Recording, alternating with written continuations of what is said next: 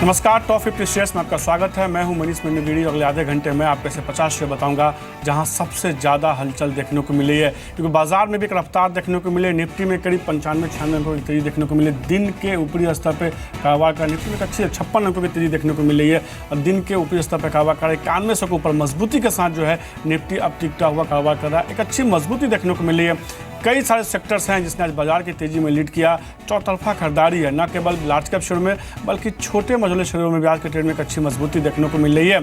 आज के ट्रेड में अगले आधे घंटे में कौन से शेयरों पे खासतौर पे बात करेंगे। ऑटो इंडस्ट्री स्टॉक्स में देखिए एक रफ्तार देखने को मिल रही है और ये पूरा सेक्टर बज़ कर रहा है। खासतौर पर BS4 नियमों की वजह से देख रहे हैं कि पूरे सेक्टर में कहीं ना कहीं कुछ नेगेटिव खबरें भी चल रही है, उसका भी असर देखने को मिला। हालांकि स्टॉक्स देखिए लगातार उसमें खरीदारी देखने को मिली है और आज के ट्रेड में ऑटो इंडस्ट्री स्टॉक्स में तेजी है। पेपर शेयर में बीते 2 दिनों से तेजी है। कल भी हमने कई सारे पेपर शेयर पे बात की थी, आज उसी चर्चा को कंटिन्यू करेंगे। कई सारे स्टॉक्स होंगे जिसमें कि और भी मजबूती यहां से देखने को मिल सकती है। इसके अलावा छोटे मझोले फार्मा शेयर देखिए, वहां खरीदारी और बीते एक हफ्ते में लगातार छोटे मझोले ऐसे फार्मा स्टॉक्स पे हम चर्चा करते हैं जिसमें कि तेजी का ट्रेंड बना हुआ और ऐसे स्टॉक्स में अक्सर देखते हैं कि अच्छी मजबूती देखने को मिलती है। केमिकल शेयर रोज रडार पे है, एक अच्छी मजबूती देखने को मिली। आज पेंट और चावल दो ऐसे नए सेक्टर सामने निकल के हैं जिसमें आज से तेजी की शुरुआत हुई है और सामान्य तौर पर यह ट्रेंड है कि चावल और पेंट शेयर में जब खरीदारी होती है तो 1-2 दिनों तक वो खरीदारी चलती है। तो ये कौन से चावल और पेंट शेयर होंगे जिसमें आपको खरीदारी करनी चाहिए, मजबूती देखने को मिल सकती है, उस पर बात करेंगे। और जो नया वित्तीय साल है वो शुरू होने वाला है तो 1 अप्रैल से बहुत कुछ बदलने वाला है।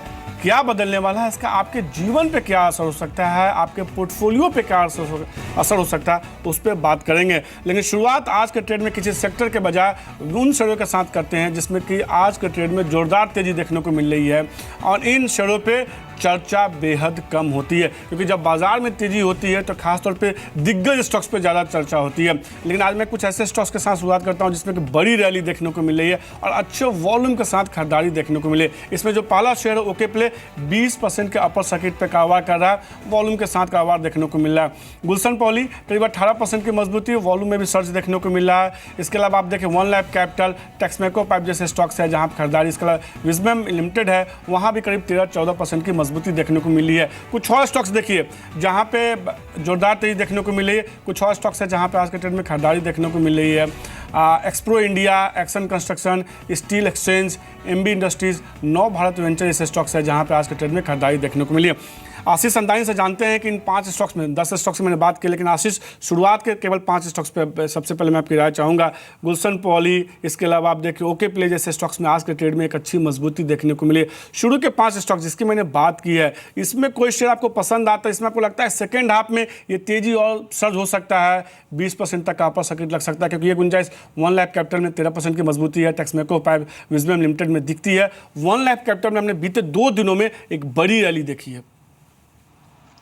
नहीं, डेफिनेटली जिस तरीके से आपने जो शेयर्स बताए और आज मार्केट जिस तरीके से पॉजिटिव खुला है, मुझे लगता है इन स्टॉक्स में आपको शायद सर्किट बहुत जल्दी लगता हुआ दिखे। वन लाइफ कैपिटल तो आप अगर पोजिशनल बेसिस से भी के हिसाब से भी लेना चाहते हैं तो काफी अच्छा लग रहा है। पर्टिकुलर स्टॉक अपने बॉटम पे है, ये बॉटम से इसने ब्रेकआउट दिया है। आज आप वॉल्यूम्स देखें, बहुत अच्छी वॉल्यूम्स है। मेरे ख्याल से 6 मंथ एवरेज वॉल्यूम से भी शायद 10 टाइम्स इसकी आज की वॉल्यूम जनरेट हुई है। तो मुझे ये स्टॉक काफी अच्छा लग रहा है for a short term positional basis. मेरे ख्याल से अगर कोई पोजिशनल बेसिस लेना चाहे तो 35 से 37 रुपए का टारगेट इस पर्टिकुलर स्टॉक में देखने के लिए मिल सकता है।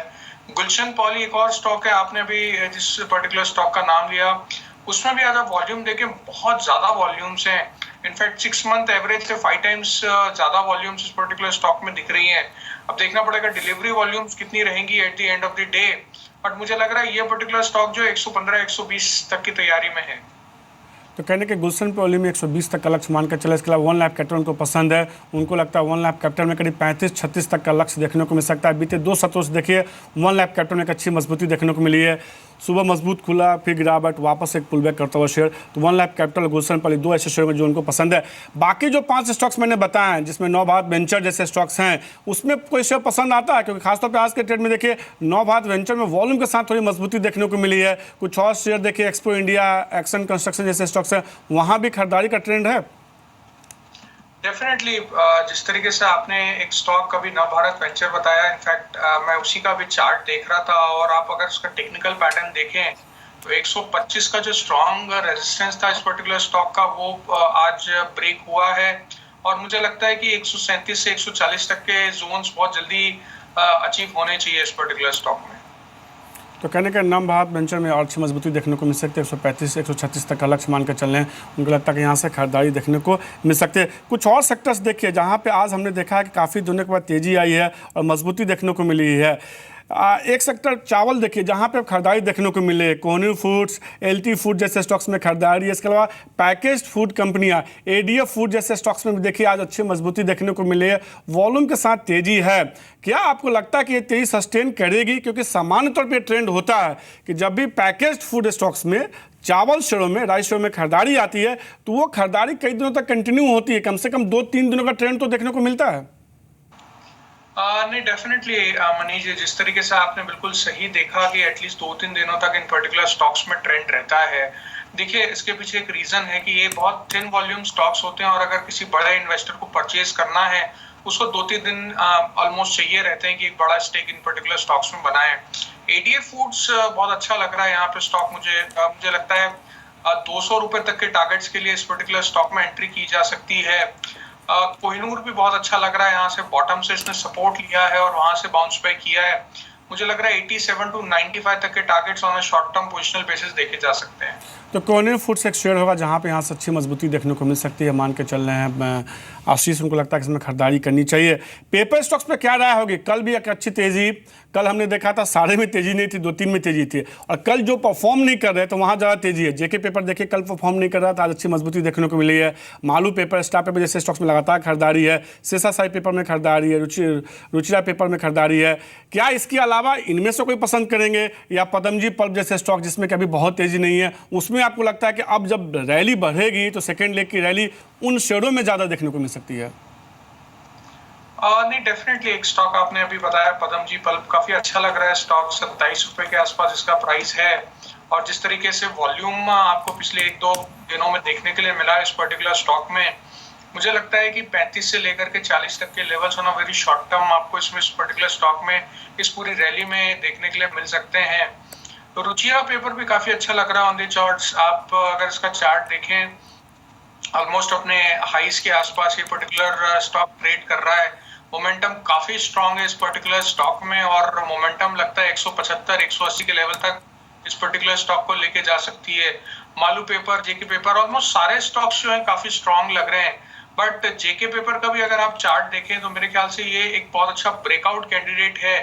100 रुपए के लेवल को बहुत समय से इसका रेजिस्टेंस था 100 रुपए के आसपास, उसको आज ब्रेक किया है और जिस तरीके की ट्रेंड लग रही है मेरे ख्याल से 115 से 125 तक के लेवल देखने के लिए मिल सकते हैं। तो जेके पेपर एक शेयर होगा जिसमें यहाँ से अच्छी मजबूती देखने को मिल सकती है। खरीदारी करने की सलाह दे रहे हैं। उनको लगता है कि जिस तरह से 100 रुपये के लेवल को शेयर ने होल्ड किया है, यहाँ से अच्छी मजबूती दिखा सकता है, जेके पेपर पर नजर बना के चल सकता है। खरीदारी करने की सलाह आशीष दे रहे हैं। लेकिन 1 अप्रैल से बहुत कुछ बदलने वाला है और इसमें एक सुप्रीम कोर्ट का बड़ा फैसला आया था कि एनएच पे जो है शराब जो है नहीं बेचा सकता, उस पर उन्होंने बैन का आदेश दिया था। और 1 अप्रैल से कई सारी कंपनियाँ थी अल्कोहल की जो ऐसा शराब बेचती थी एनएच पे, उनके लाइसेंस रद्द हो जाते या उनके लाइसेंस रिन्यू नहीं होते। इसी मामले पर सुप्रीम कोर्ट में एक बातचीत भी सरकार ने अपना पक्ष रखा है। बात करने के लिए मेरे साथ मेरे सहयोगी संतोष जुड़ चुके हैं। संतोष, सरकार की तरफ से क्या पक्ष रखा गया है?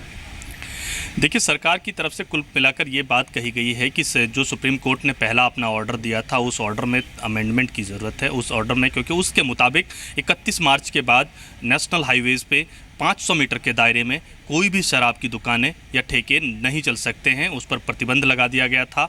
तो इसको लेकर कई राज्यों की तरफ से भी ये था और साथ में अटॉर्नी जनरल भी इसमें मौजूद थे जो कि ये कह रहे थे कि इसकी जल्दी सुनवाई होनी चाहिए। अगर ऐसा नहीं होता है, 31 मार्च से पहले सुनवाई नहीं होती है, तो फिर 1 तारीख से ये सारे लाइसेंसेस जो हैं अवैध हो जाएंगे। तो कुल मिलाकर इस पर सुप्रीम कोर्ट ने इसको कल सुनने के लिए तैयार हो गया है। तो अब देखना होगा कि कल अगर फैसला सुप्रीम कोर्ट ने अपने पुराने फैसले को बरकरार रखा तो शराब कंपनियों के लिए एक बड़ा झटका होगा और अगर उसमें थोड़ी राहत होती है तो फिर उसके बाद ये उनके लिए थोड़ी राहत होगी। जी धन्यवाद संतोष से जानकारी देने के लिए। आशीष, क्या राय होगी? मैं ये मान के ही चलता हूँ कि हो सकता है सुप्रीम कोर्ट की तरफ से कोई राहत न दी जाए, फिर भी आपको लगता है अल्कोहल स्टॉक्स खरीदारी करनी चाहिए?